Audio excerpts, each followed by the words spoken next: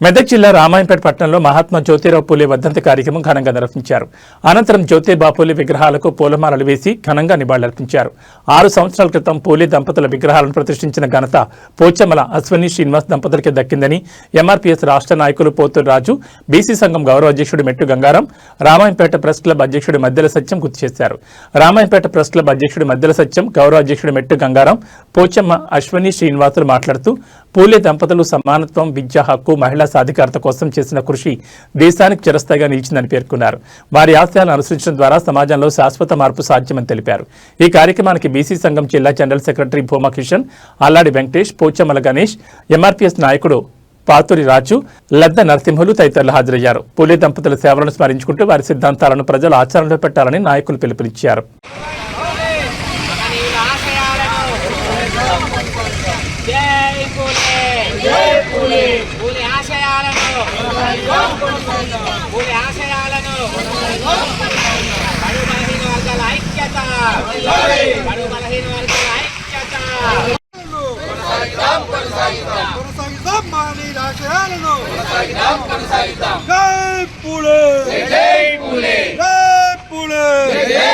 మహనీయుడు జ్యోతిబా పూలే. ఎందుకంటే సంఘంలో చాలామంది ఉంటారు, అందరికీ అన్నీ రావు. ఆయన ఒక మహనీయుడని చెప్పవచ్చు. ఆ కాలంలో ఇప్పుడంటే అందరికీ చదువు అనేది ఒక ప్రొద్దులు లేవగానే టిఫిను అన్నం ఎట్లా తింటామో చదువు అనేది ఆ రకంగా తయారైంది. ఆ రోజుల్లో చదువు అనేది చాలామందికి తెలియదు. అక్కడ అగ్రవర్ణాలు కావచ్చు, దళితులు కావచ్చు, ఎవరికి కూడా చదువు మీద లేదు.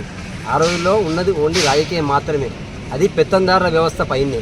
కాబట్టి వాళ్ళని ఎదుర్కోవడానికి చదువు నేర్పిస్తే కొంత మార్పు సమాజంలో తీసుకురావచ్చు అనే ఉద్దేశంతో ఆయన ఒక కంకణం కట్టుకొని జ్యోతిబా పూలే తన దంపతులు ఆయనే కాదు ఆయన భార్యతో కలిసి ఒక సంస్థగా వెలుగొందాడు. అయితే మరో గొప్ప విషయం ఏంటంటే ఆ విషయం చాలామందికి తెలియదు. ఈ జ్యోతిబా పూలే దంపతులు అనేది చాలా వరకు, నేను ఒక సీనియర్ జర్నలిస్ట్ అయినప్పటికీ చాలా వరకు నాకే తెలియదు.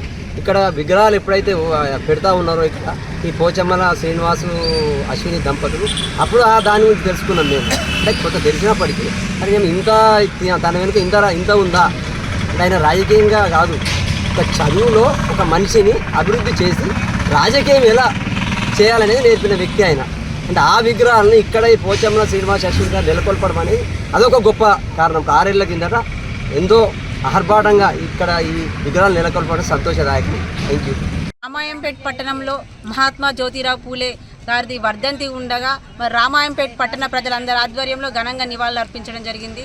మరి మహాత్మా జ్యోతిరావు పూలే గారు మరి బడుగు బలహీన వర్గాలకు అన్ని అవకాశాలలో ఉండాలి, అన్ని అవకాశాలలో ఉంటే మనం ముందుగా విద్య పరంగా కానీ ఆర్థిక పరంగా కానీ ఎదగాలని చెప్పి ఆనాటి మహనీయులు మరి పూలే దంపతులు ఎన్నో ఉద్యమాలు చేసిరు, ఎన్నో పోరాటాలు చేసిరు. మరి వాళ్ళని స్ఫూర్తిగా ఈరోజు ఈ తరం యువకులందరూ కూడా అన్ని రంగాలలో ముందుండాలి. మరి ముందుగా స్థానిక ఎలక్షన్లు ఉన్నాయి కాబట్టి మరి రాష్ట్ర వ్యాప్తంగా కూడా బడుగు బలహీన వర్గాలు అవకాశాలు లేకపోయినా అవకాశాలు కల్పించుకొని రాజకీయంగా ఎదగాలని చెప్పి ఆయన వర్ధంతి సందర్భంగా మన బడుగు బలహీన వర్గాలందరికీ కూడా వేడుకుంటున్నారు. మన మెదక్ జిల్లాలో శ్రీ జ్యోతిబా పూలే గారి 139వ వర్ధంతి సందర్భంగా మరి జిల్లాలో వర్ధంతి కార్యక్రమాలు కొనసాగుతూ ఉన్నాయి. జిల్లా ప్రాంతంలో అన్ని ప్రాంతాల్లో కూడా మరి దాన్ని పురస్కరించుకొని రామాయంపేటలో ఇప్పుడే నివాళులు అర్పిస్తున్నాం.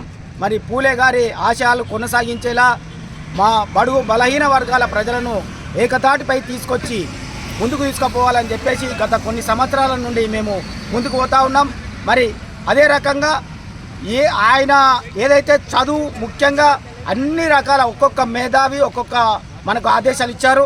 అదే రకంగా పూలే గారు వారి భార్య సావిత్రిబాయి పూలే గారు చదువుకుంటేనే ఈ సమాజంలో ముందుకు పోతారని చెప్పేసి ఆయన ఆదేశించడం జరిగింది. మరి అదే రకంగా అంబేద్కర్ గారు రాజకీయంగా ఉండాలన్నారు, ఈయనేమో చదువుకోవాలన్నారు. కొండా లక్ష్మణ్ బాబూజీ కూడా ఒక రకమైన త్యాగమూర్తి. వీళ్ళందరూ మనకు మార్గదర్శకులుగా కనబడుతున్నారు.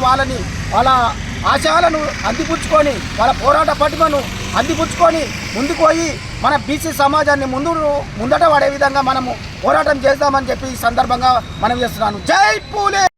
నేడు రామాయంపేట పట్టణంలో జ్యోతిరావు పూలే వర్ధంతిని బహుజన సంఘాల ఆధ్వర్యంలో ఘనంగా నివాళులు అర్పించడం జరిగింది. జ్యోతిరావు పూలే గారు ఈ సమాజానికి సేవ, సామాజిక మొట్టమొదటి విప్లవకారుడు అనేది అది మనం అందరము ఎరిగిన సత్యము. ఎందుకంటే సమాజం అంతా చీకటిలో ఉండగా సమాజాన్ని ఒక అక్షరంతో వెలుగులోకి నడిపించిన మొట్టమొదటి మహనీయుడని జ్యోతిరావు ద్వారానే ఈ సమాజం వెలుగులోకి వచ్చిందని మనము తెలుసుకుంటున్నాం. ఈరోజు చదువుతో తప్ప ఏదంతో అభివృద్ధి కాదనేది తెలుసుకొని అతను నేర్చుకొని తన భార్య ద్వారా సమాజానికి నేర్పించి సమాజాన్ని ఒక వెలుగులోకి నడిపించిన వ్యక్తి కాబట్టి బహుజనులందరూ, సమాజంలో ఉన్న పేద వర్గాలందరూ చదువు నేర్చుకుంటేనే అభివృద్ధి అవుతారనే కోణంలో, చదువు నేర్చుకుంటేనే ప్రతిదీ తెలుసుకుంటారనే ఉద్దేశంతో చదువు నేర్పించడం జరిగింది. వాళ్ళ స్వార్థం కోసం, వాళ్ళ సొంతం కోసం ఏమీ ఆశించకుండా వాళ్ళు ఉన్నదంతా సమాజం కోసమే అర్పించారు. కాబట్టి ప్రజలు అనేవాళ్ళు సమాజంలో ఇప్పుడు అభివృద్ధి చెందిన